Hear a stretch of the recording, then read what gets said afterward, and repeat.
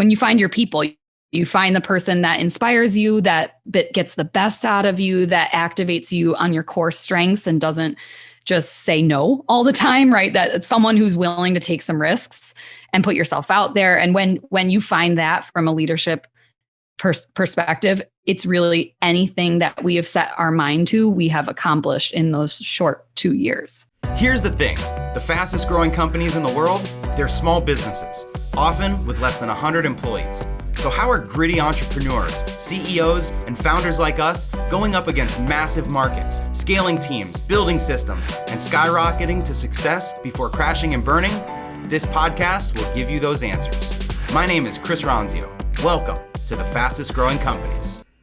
Welcome back, everyone. I'm Chris Ronzio, CEO of Trainual, and I'm here with Allison Minutillo. She's the president and COO of Rebel Interactive Group out of Connecticut. Hey, Allison, thanks for being here. Hey, Chris, how are you? Thanks for having me. I am awesome. And like I said, right before we started recording, I was pouring through your website, your podcast, the content you all put out. And so I'm super excited for today's conversation so that we can talk both about your story in the company and then just leadership in general, because you all seem to be thought leaders yourself. So let's dig in. Let's do it. All right. So real quick, tell us about the business. What is Rebel Interactive Group? What do you do? So we're a full service digital marketing agency. We do everything from build websites to launch paid media campaigns to marketing strategy, creative, the whole kit and caboodle. We're powered by a team of powerhouse creative-minded, strategic, digital-first marketers. So we were built as a marketing company, and therefore we didn't bolt that on when digital became a thing. We've always been that. And so our core competency being that has allowed us to just thrive and just propel throughout this time, because that's really the world we live in right now. Digital DNA. I love it. Digital DNA for sure. So the company's grown a lot over the years. The last couple of years since you joined, it was 38 people to now 75. And so in roughly doubling the company, I'm sure a lot's changed, and we're going to dig into that over the interview. But I'm curious, what attracted you to this business? Why did you want to join and take the role you have? Yeah, I'm sure a lot of people can relate, but sometimes you hit a point in your career where you know it's not that anything's wrong. It's just that you need a new start. You need to kind of reinvent yourself. You're looking for a different leader that you align with. And I knew I had more to give. And I knew that there was a leader burning inside me that was ready for the right opportunity to be activated. So I was casually looking, which people talk about all the time. And I met Bryn Tyndall, who's the owner and CEO of Rebel Interactive Group. And I was interviewing for a super junior position. And I didn't even care, because at that point, it was like a pay cut situation. And I took a step back, and I was willing to do that because I knew that personally I needed to be more fulfilled. And the second I met him, I realized I met the person I needed to be working alongside. And so that to me was the first introduction to what real positive leadership can do for a person. When you find your people, you find the person that inspires you, that gets the best out of you, that activates you on your core strengths and doesn't just say no all the time, right? That it's someone who's willing to take some risks and put yourself out there. And when you find that from a leadership perspective, it's really anything that we have set our mind to, we have accomplished in those short 2 years. So I love the journey that you've gone through the business. And like you said, taking a pay cut, joining in a junior position, now being the president of the company, COO of the company. What would you recommend to leaders, to entrepreneurs, as they're bringing in people to their business? How do they spot the leadership that you clearly had and be able to nurture that in their company? Yeah, it's a good question, because it's really subtle, and it's a nuance that I could have never envisioned for myself. If you had asked me 2.5 years ago if I would be here, I would never have said this. So part of it is being really respectful when you make that career change, to first seek to understand, seek to listen, and hear how they're currently doing it and how the business is currently operating, and listen to the challenges and pain points that they're presented with, and then draw on your experience. Once you do understand, draw on your experience and your perspective, what you think we could be doing better or differently or an alternative perspective. And by doing that, you gain consensus.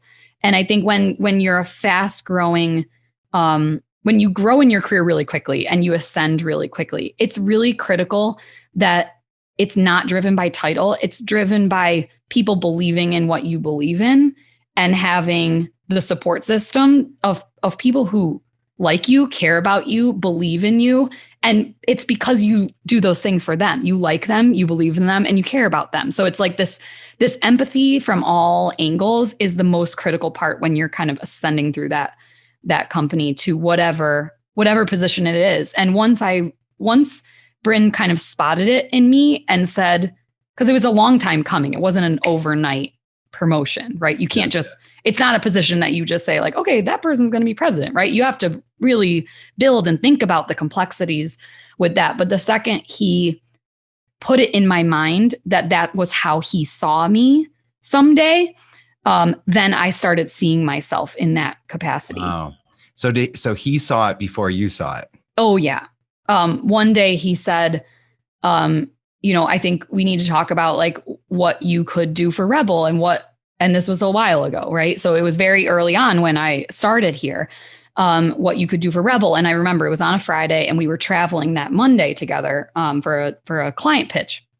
And all weekend I was Googling like, maybe I would be the CMO and what does a CMO do? And I was so like, so woe is me, like, you're not meant for this, right? Just maybe I could do, I don't know, right? I say CMO and I was like, okay, I'm a very prepared person. So I like came in with, here are my thoughts. I think I could do this over time and blah, blah, blah. And he's like, no.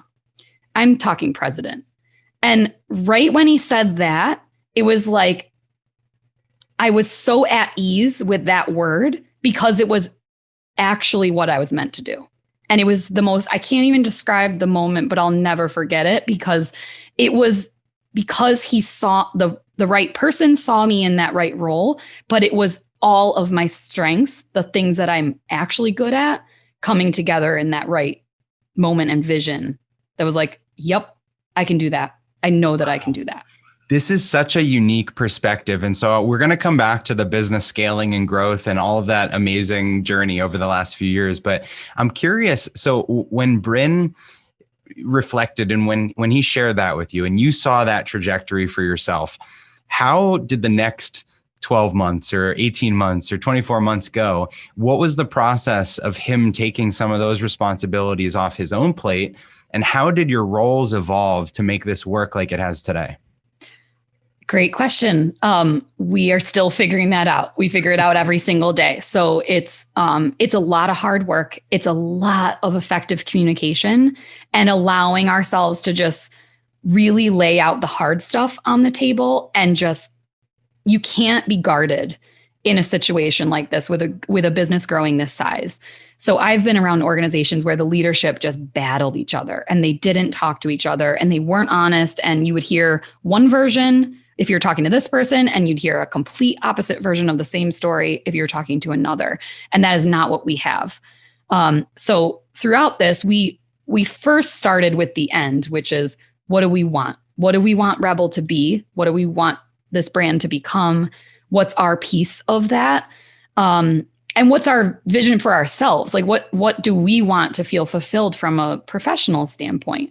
Mm-hmm. So by starting with that, then we can say like, okay, your time is less valuable over here. Yes, you're really good at it, but it's much less valuable over here than if you were to reallocate it here. Okay, what do we need to do to make that piece happen? And kind of compartmentalizing, because if you try to tackle all of it at one time, you're not going to get to that end goal. It's kind of like a marathon, right? You don't get to mile 26 before you run mile 1.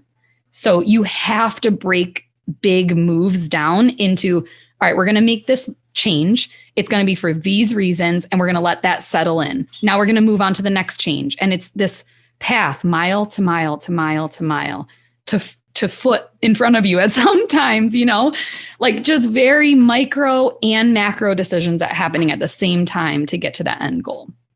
The marathon is such a good analogy. I'm actually training for a marathon right now. Oh, are you? I don't have to be so rigid about your weekly progress. And so it's so true. It's like you didn't just take everything over in one day. And if you did that in a race, you would kill yourself. That's why it's hard for businesses when they, so say we had a vacant president position, which we didn't have before. It wasn't like I replaced anybody, right? But say someone was trying to fill that from the outside in. It's really difficult for leaders to hire an outside party who comes in at that senior level because they don't get the buy-in, they don't get the consensus, they don't have the vibe and the support system of the whole business around them to say, yeah, that's our person. That's the person we believe in as a leader. So I've felt that myself as an employee of other businesses where it just doesn't work. Sometimes there's success there, but in our case, it was important to us that we did it the right way. And so in going from 38 to 75, you did bring some people in from the outside because the organization was growing. And so with your progression through each of the promotions and into this role, I'm guessing, had to backfill yourself. So how did you think about offloading responsibilities that you had to someone new? And how did you manage that? Yeah. So delegation was my hardest hurdle to overcome. It still is, because empathy is one of my core strengths. And when you're an empathetic person, you feel the burden of giving somebody else work.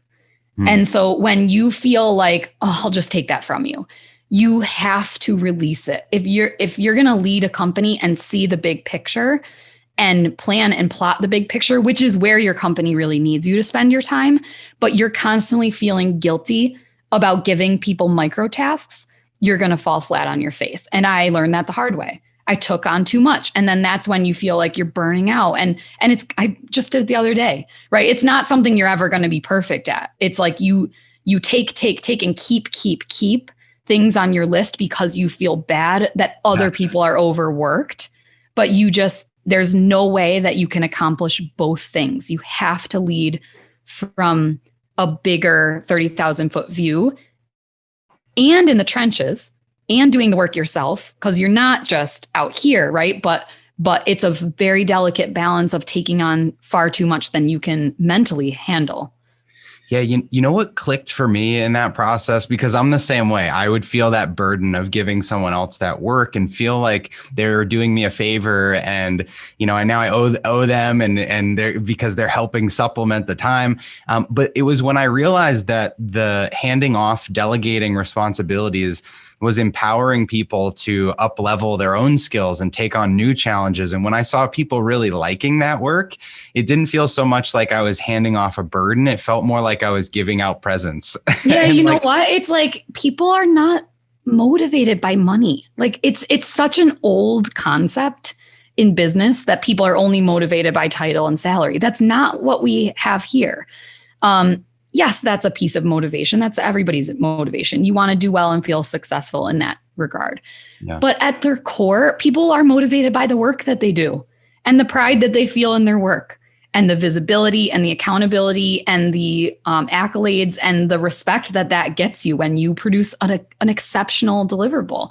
Right. So we've crafted everything around that to even down to our vision. So one of the things that I did in my role was roll out a new company-wide vision, and that is to empower one another to truly realize what we're capable of. And it has nothing to do with marketing speak.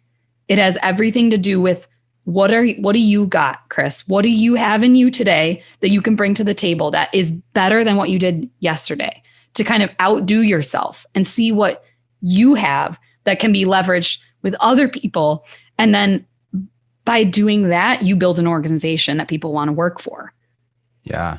So as president and COO, then, you mentioned you're very detail oriented, you're organized. And so as you think about the rest of the people in the organization, how do you make sure that their time is spent where they're most valuable and have this open conversation about how they grow? It is complicated because each day that we think we've figured out staffing and that people are humming and everybody's got a nice healthy dose of balanced workload, the next day something happens. Someone leaves or someone joins, or a new client hits. And especially in agency world, digital agency world, our clients expect, as they should, that we need to ramp up really, really fast. They want to execute their campaigns in as few days as possible. So we have no grace period in advertising, right? So we have to sprint and we have to staff in order to sprint, but it's chicken and egg, right? You need the money and the new business pipeline in order to staff, but you also need the staff in order to execute the work. So it's this constant back and forth between our sales pipeline and the health of that, which is a huge component of our growth, and testament to our growth, and our operations being really, really fluent, efficient, honestly, it's amazing what our team produces any given week. And both of those things are like this delicate balance of constantly trying to do the best we possibly can to project both situations. Now, I know for any professional services organization, agency, whether they have 5 people and they're trying to go to 10 people, or they have 75 like you and going to 100, there is always this chicken and egg kind of thing. So how do you think about the risk? How do you hire before you need to hire and feel comfortable with that? Like, how does that settle for you? Yeah. Well, there's strategies in it that we're constantly, like, we have a huge interview candidate. So the one outcome of success is that you're building a brand that people want to work for. Yeah. Right. So we've gotten some nice buzz in our local community. We've gotten really, really natural organic interest, which is our sphere of influence that we're trying to intentionally build from a Rebel perspective. So that helps bring the work in, and it also helps bring the candidates in. But the thing that we are most cautious of, that is the unintended consequence of fast growth, not just growth, but especially fast growth, is change management and what that does to employees. Because we want everybody to feel really, really good about what they do and feel empowered by the work, feel like they've got a healthy workload. But we've always got our eye on culture and happiness, and just, do people feel fulfilled? Are they frustrated? So a lot of this, and I started this podcast by talking about listening, is about listening. You have to listen, reflect constantly about the feedback you hear as a leader, and take it in, process, compartmentalize, and then make some changes to make people know that you heard them and you feel their pain, but also not let it muddy your perspective and stunt you from, almost like paralyze you from making other changes, because you have to adapt. If you're a company growing this size, the processes that worked when we were 38 people are not the same processes and operations as when we're 75. So we function almost as an entirely different business now than we did then. So true. Things are always changing. So, we started, I could talk all day to you about just people and operations, but I do want to touch on the incredible growth that you've had as well. And part of the feedback that I'm sure you get from your people is about the customers, about the projects that you're working on. And I'm sure that's changed a lot over the years. So thinking back from your time in the company, how has the type of work you do or the type of client you serve been a catalyst for really growing? Yeah. So one project leads to another. So think about a startup, right? They get one client. They're so excited about that, as they should be, because it was blood, sweat, and tears to get that client. And then that one example leads to another client that leads to another client. So the more we started to grow and get the examples of work that we really wanted to be doing, that we knew that we were capable of doing as an organization, the more that work led to other work that we wanted to be doing. So that starts compounding and it starts becoming exponential. And a testament to our new biz team, they are exceptional at telling the Rebel story. Exceptional. We've really dedicated a lot of time to making sure not only do we just, like companies do, like mission, vision, values all the time, like all that brandy, jargony stuff. But it's another thing to have all of your employees like replaying that same language in a consistent way. That's what a strong brand is. because your brand is your people. It's your business is your brand. It's not the words. It's that everybody's saying the same thing, that believes in the same thing, and then can articulate it back in the same way, so that now that new business prospect that heard about it through this other reference that they had is hearing and feeling that same vibe come through from their very first interaction all the way through. Well, hopefully not their last, but you know what I mean. Sure. Yeah, I love the metaphor of like the snowball effect and the momentum of all the good projects, kind of refining the story for internal messaging and then external messaging, and you attract the people and the clients you want. So looking ahead then, you talked about vision earlier. What's the big vision for the next few years? What are you working on now? Well, so it's interesting you asked, because I was just putting together a company-wide presentation to articulate that. Because with all that growth, you realize not a lot of the newer folks really understand that big picture vision. Even though you've said it a couple times, like on an annual meeting, for example, you have to say that a lot more frequently. The more new people you hire, the faster you hire. So we're taking that feedback. That was some feedback that I got personally the past couple of weeks. So that is my job, is to make sure people know their space, know their place in the broader scheme. So our vision, we're creating an ecosystem of brands. We're creating a brand that means something, that's all built based on our passions, our experience, our ingenuity. We are building a rebel movement. So we actually have a parent company called the Rebel Realm, and think of that as kind of like an incubator of ideas. So Bryn, the owner, is an entrepreneur. That is who he is at his core. He loves building things. He loves giving people a start. He loves taking someone's idea and saying, yes, go do it, and having them see it through and realize how difficult that is and how much pride is chalked through that when you launch something that was your idea and you see it in the wild and you make your first sale from it. So from a Rebel Realm standpoint, we have actually a bunch of different brands. Rebel Interactive Group just happens to be the biggest one that kind of powers all of the other ones. But we constantly get ideas presented to us from our own rebels who say, hey, I had this crazy outlandish idea. And then all of a sudden, that's a company that they're running under the Rebel Realm. Oh, that's so cool. And I love how you call them rebels too. So if someone listening here wants to be a rebel or wants to follow Rebel, where can they find you? Where can they reach out and learn more? Yeah, please do. Our social media channels, we just rebelled and like wiped our whole Instagram channel when we rebranded. So you'll see us all over the place. Instagram, LinkedIn, our two primary channels. We're on Twitter. You can actually listen to more of my perspective and our perspective on leadership and rebellious leadership through our podcast. So that's the Rebel Leadership Podcast. You can find it on Apple Podcasts, Google, Spotify, all the places you get your podcasts, or our website, rebelinteractivegroup.com. You can reach out, say hi, say you heard me on the podcast, whatever you want to do. Awesome. Well, Allison, it's been so nice talking with you. Like I said, I could talk to you all day, and you're so quotable. We're going to have like all these different quotes, I bet, coming out of this. So thank you for that. Go check out the Rebel Leadership Podcast if you want to hear more from Allison and hear about all the cool things they're doing over there.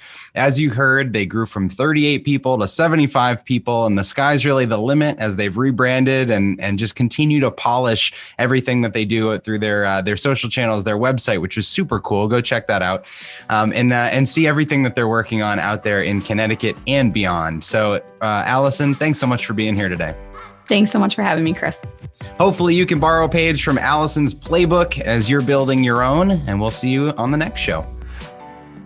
Hey, thanks for listening to the Fastest Growing Companies podcast. If you like this episode, be sure to subscribe and leave a review. If you found the information helpful, share it with your friends and family that can benefit from it. You can also find Trainual's company account at Trainual, just like a training manual. We'll see you next time.